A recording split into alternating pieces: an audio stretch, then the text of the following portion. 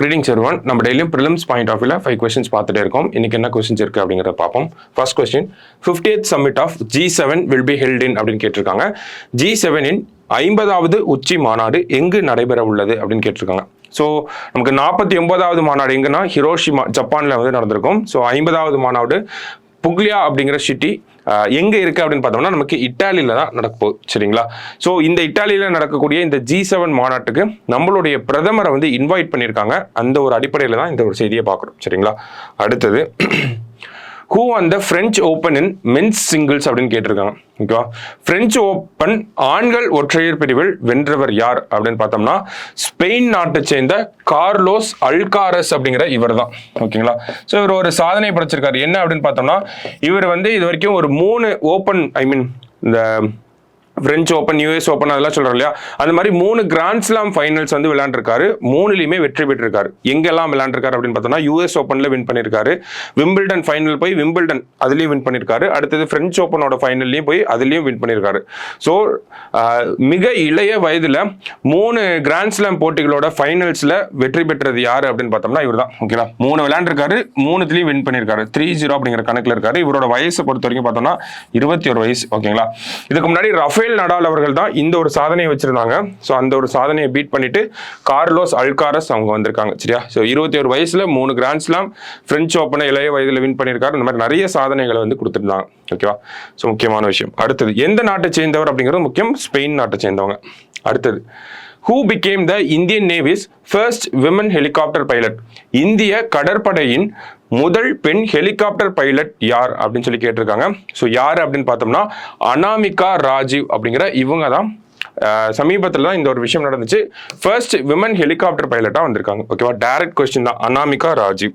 அடுத்தது world leaders of how many countries will attend the swearing in ceremony of prime minister அப்படின்னு கேட்டிருக்காங்க. ஓகேவா? பிரதமரின் பதவியேற்பு விழாவில் எத்தனை நாடுகளின் உலக தலைவர்கள் கலந்து கொண்டனர் அப்படின்னு கேட்டிருக்காங்க.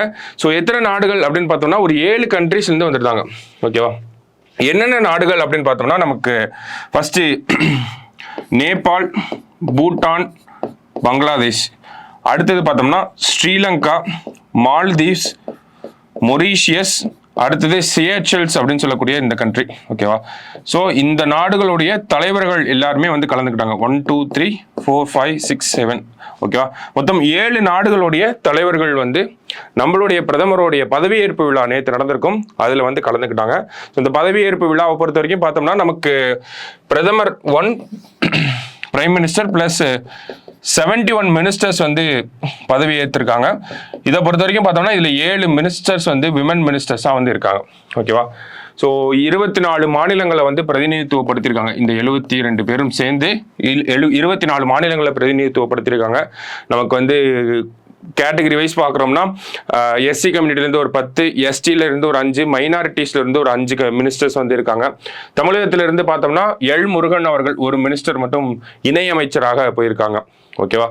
ஸோ மற்றபடி பார்த்தோம்னா cabinet ministers, ministers of state, minister of state with independent charge அந்த ஒரு பிரிவில் தான் இருக்கும். ஸோ அந்த வகையில் தான் நமக்கு 72 அப்படிங்கிற நம்பர் வந்திருக்கும். ஸோ நமக்கு லோக்சபாவோட எண்ணிக்கையில் 15% தான் நமக்கு மினிஸ்டர்ஸோட அந்த டீம் அப்படிங்கிறது இருக்கணும். ஓகேவா? ஸோ இதெல்லாம் இந்த கான்ஸ்டியூஷன் சார்ந்து தெரிஞ்சுக்க வேண்டிய விஷயங்கள். ஓகேவா? ஸோ அடுத்தது which is the capital city of Andhra Pradesh அப்படின்னு கேட்டிருக்காங்க. ஆந்திர பிரதேசத்தின் தலைநகரம் இது.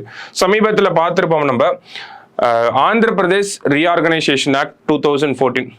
ஆந்திர பிரதேச மாநிலத்தின் மறுசீரமைப்பு சட்டம் 2014 படி நமக்கு ஒரு 10 வருஷத்துக்கு தான் என்ன அப்படின்னு பார்த்தோம்னா ஹைதராபாத் அப்படிங்கிற அந்த நகரம் ஆந்திர பிரதேசத்துக்கும் தெலுங்கானாவுக்கும் சேர்ந்த கேபிட்டலா இருக்கும் அப்படிங்கிறத சொல்லியிருந்தாங்க, தலைநகரமா இருக்கும் அப்படிங்கிறத சொல்லியிருந்தாங்க. 10 வருஷத்துக்கு அப்புறமா பார்த்தோம்னா ஹைதராபாத் அப்படிங்கிற நகரம் தெலுங்கானாவுக்கு மட்டும்தான் கேபிட்டல் அப்படிங்கிறத சொல்லியிருந்தாங்க. அந்த 10 வருஷம் காலம் அப்படிங்கிறது இந்த ஜூன் மாசத்தோடய முடிஞ்சிருச்சு. ஓகேங்களா? ஜூன் ஸ்டார்டிங்லேயே நமக்கு முடிஞ்சிருச்சு. அப்போ இதுக்கப்புறம் ஹைதராபாத் அப்படிங்கிறது தெலுங்கானாவுக்கு மட்டும்தான் கேபிட்டல். அப்போ ஆந்திர பிரதேசோட கேபிட்டல் என்ன அப்படிங்கிற ஒரு கேள்வி இருந்துச்சு. ஸோ இந்த 10 வருஷத்துல ஆந்திர அரசாங்கம் என்ன பண்ணியிருப்பாங்க அப்படின்னா ஒரு 3 கேபிட்டலை கொண்டு வரலாம் அப்படிங்கிற ஒரு யோசனையை வச்சிருந்துருப்பாங்க. சவுத் ஆப்பிரிக்காவை பொறுத்த வரைக்கும் பார்த்தோம்னா அங்கே 3 கேபிட்டல் இருக்கு. கேப்டன், ஜோகன்னஸ்பர்க், அந்த மாதிரி டப்ளின் அப்படின்னு சொல்லி 3 கேபிட்டல் இருக்காங்க. ஓகேவா? ஸோ என்ன ஒரு கான்செப்ட் அப்படின்னா, நமக்கு லெஜிஸ்லேட்டிவ், அட்மினிஸ்ட்ரேட்டிவ், ஜுடிஷியரி அப்படின்னு தனித்தனியாக நம்ம பிரிக்கிறோம். 3 ஆர்கன்ஸ் ஆஃப் கவர்மெண்ட் அப்படின்னு சொல்லி. அப்போ சட்டமன்றத்துக்குன்னு ஒரு தலைநகரம் லெஜிஸ்லேட்டிவ் கேபிட்டல், அட்மினிஸ்ட்ரேஷனுக்குன்னு ஒரு தலைநகரம் அட்மினிஸ்ட்ரேட்டிவ் கேபிட்டல், ஜுடிஷியரிக்குன்னு ஒரு தலைநகரம் ஜுடிஷியரி கேபிட்டல் அப்படின்னு சொல்லி அமராவதி, விசாகப்பட்டினம், கர்னூல் அப்படின்னு சொல்லி ஒரு 3 சிட்டியை வந்து பரிந்துரை பண்ணியிருந்தாங்க. இப்போ என்ன ஆகுது அப்படின்னு பார்த்தோம்னா ஆட்சி மாற்றம் ஏற்பட்டிருக்கு. ஸோ வரக்கூடிய அரசாங்கம் தெலுங்கு தேசம் பார்ட்டியை பொறுத்த வரைக்கும் பார்த்தோம்னா சந்திரபாபு நாயுடு அவர்கள் அமராவதி அப்படிங்கிறத கேபிட்டல் சிட்டியாக இருக்கணும் அப்படிங்கிறத வலியுறுத்திட்டே இருந்தார். அந்த வகையில் ஆந்திராவோட கேபிட்டலாக இனிமேல் எது இருக்க போகுது அப்படின்னு பார்த்தோம்னா அமராவதி அப்படிங்கிற அந்த நகரம் தான் ஆந்திராவின் தலைநகராக இருக்க போகுது. சரிங்களா? ஸோ அமராவதி அப்படிங்கிறதா கரெக்ட் ஆன்சர். ஓகேவா? ஸோ இன்னைக்கு ப்ரிலிம்ஸ் பாயிண்ட் ஆஃப் வியூல ஒரு 5 கொஸ்டின் பார்த்துருக்கோம். நாளைக்கு 5 கொஸ்டின்ல மீட் பண்ணலாம். தேங்க்யூ.